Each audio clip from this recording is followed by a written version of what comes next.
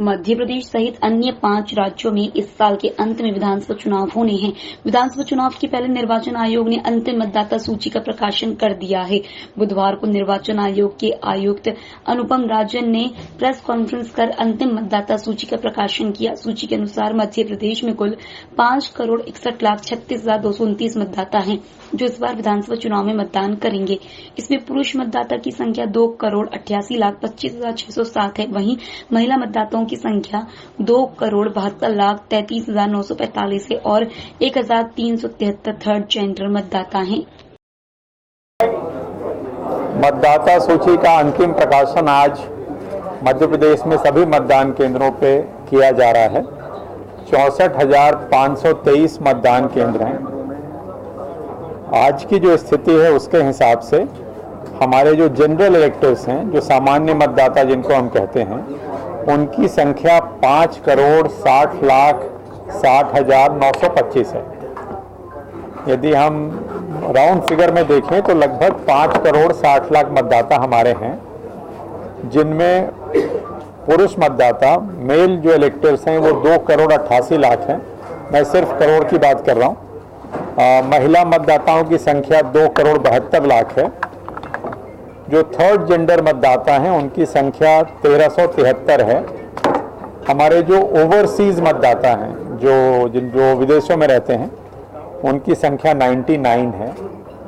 जो हमारे service voters हैं, जो लोग आर्मी में और सेना में हैं और उनको भी पोस्टल बैलेट के माध्यम से मतदान की सुविधा होती है, उनकी संख्या 75,304 है।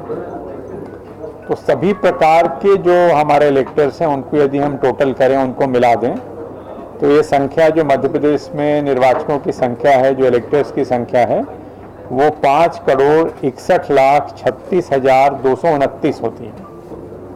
5,61,36,229 हमारे कुल मतदाता हैं, हर कैटेगरी को मिला देते हैं। तो इसमें जो हमारे 80+ के मतदाता हैं उनकी संख्या 6,53,640 है।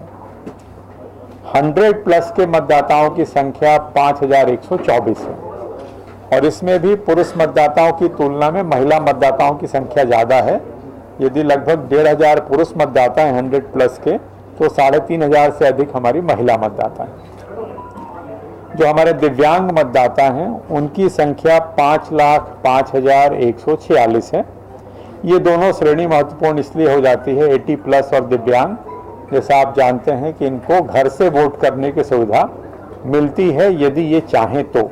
हम इनसे विकल्प लेते हैं चुनाव की घोषणा के बाद, और यदि ये अपने घर से मतदान करने का विकल्प चुनते हैं तो इनको घर से ही पोस्टल बैलेट के माध्यम से मतदान की सुविधा उपलब्ध कराई जाती है। एक और अच्छी चीज़ जो आपसे शेयर करना है कि हमारी जो जेंडर रेशियो है, एक तरह से 1,000 पुरुषों की तुलना में जो महिला मतदाताओं की संख्या है वो 945 है। जो सेंसस हमारा 2011 का हुआ था, जनगणना में जो हमारा जो अनुपात था, जेंडर रेशियो था, वो 931 था। उसकी तुलना में आज हमारा जो इलेक्टोरल रोल का जेंडर रेशियो 945 है। कहने का आशय ये है कि 18 वर्ष से अधिक उम्र की जो पात्र महिलाएं हैं उनमें लगभग सभी ने अपना नाम जुड़वाया है। तो एक अच्छी खबर है कि महिलाओं की भागीदारी बढ़ी है। ईपी रेशियो जो होता है, इलेक्टेड टू पॉपुलेशन रेशियो जिसको कहते हैं, आबादी के हिसाब से मतदाताओं की जो अनुपात है वो 64.75 है। ये भी सर्वाधिक है अभी तक। मतलब जो निरंतर प्रयास हुए हैं मतदाताओं के नाम जोड़ने के, वो एक तरह से आपको रिफ्लेक्ट हो रहा है फाइनल फिगर में। 18-19 के जो मतदाता हैं वो हमारी संख्या 22,36,564 है। 22,36,564 मतदाता हैं जो 18 से 19 वर्ष की आयु श्रेणी में हैं। जो 2 अगस्त को जब हम लोगों ने ड्राफ्ट रोल का प्रकाशन किया था तो हमारे मतदाता 5,43,00,000 थे, जिसमें लगभग 17 लाख मतदाताओं की वृद्धि हुई है। और आज जनरल इलेक्टर्स की संख्या 5,60,00,000 है, जैसा मैंने पहले आपको बताया। इस पूरी अवधि में जो नाम जोड़े गए हैं उनकी संख्या 24,33,000 नाम जोड़े गए, 7.5 लाख नाम हटाए गए और लगभग 15 लाख नामों में संशोधन की कार्रवाई हुई, चाहे उनके फोटो बदले गए हों या उनका नाम वगैरह चेंज किया गया हो। तो आज की स्थिति में मतदाताओं की संख्या आपको बता दी, मतदान केंद्र हमारे 64,523 हैं और निर्वाचन संबंधी जो कार्रवाई इलेक्टोरल रोल से संबंधित है वो एक तरह से अंतिम प्रकाशन के साथ पूरी हो गई है।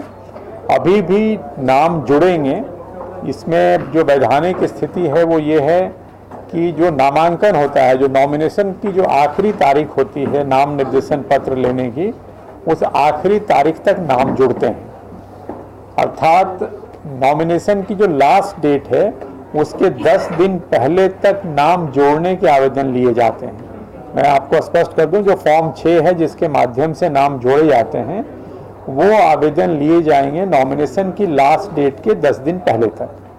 जहां तक नाम हटाने का प्रश्न है, जो फॉर्म 7 से होता है, चुनाव की घोषणा के साथ जिस तारीख को भी चुनाव की घोषणा होगी उस तारीख के बाद फॉर्म 7 जो प्राप्त होंगे उन पे कोई कार्रवाई नहीं होती। मतलब चुनाव की घोषणा के साथ ही एक तरह से फॉर्म 7 प्राप्त तो करते हैं, क्योंकि ऑनलाइन फॉर्म लेने पे रोक नहीं है, फॉर्म 7 लिए जाते हैं, लेकिन डिलीशन संबंधी कार्रवाई रुक जाती है, डिलीशन का काम नहीं होता। तो ये आपके माध्यम से आपको भी और आपके माध्यम से सभी को मैं कहना चाहता हूँ, नाम जोड़ने की कार्रवाई नॉमिनेशन के 10 दिन पहले तक, डिलीशन की कार्रवाई चुनाव की घोषणा के बाद उसके फॉर्म नहीं लिए जाते। तो ये एक चीज़ आपको बतानी थी। इसके अतिरिक्त हमारी पूरी तैयारी निर्वाचन के संबंध में, चाहे वो मतदान दलों के गठन से संबंधित हो, चाहे वो सेक्टर ऑफिसर्स की नियुक्ति हो, चाहे वो संवेदनशील मतदान केंद्रों का चिन्हांकन हो, चाहे वो ट्रेनिंग हो, हर तैयारी अपने निर्धारित समय से चल रही है। और चुनाव की घोषणा होने के बाद जो आचार संहिता लगेगी तो आचार संहिता के प्रावधानों का भी सख्ती से कड़ाई से पालन कराया जाएगा। कुछ नया बदलाव किया कि इस बार किस चीज में? नया नहीं, मतदान केंद्र हम लोगों ने 1500 से अधिक जहां मतदाता थे उसको ध्यान में रख के 184 नए मतदान केंद्र उसमें बनाए गए हैं। 2 किलोमीटर से जो अधिक दूरी वाले मतदान केंद्र थे उसमें 362 नए मतदान केंद्र बनाए गए हैं। अर्थात मतदाता को ज़्यादा नहीं चलना पड़ेगा, उसको 2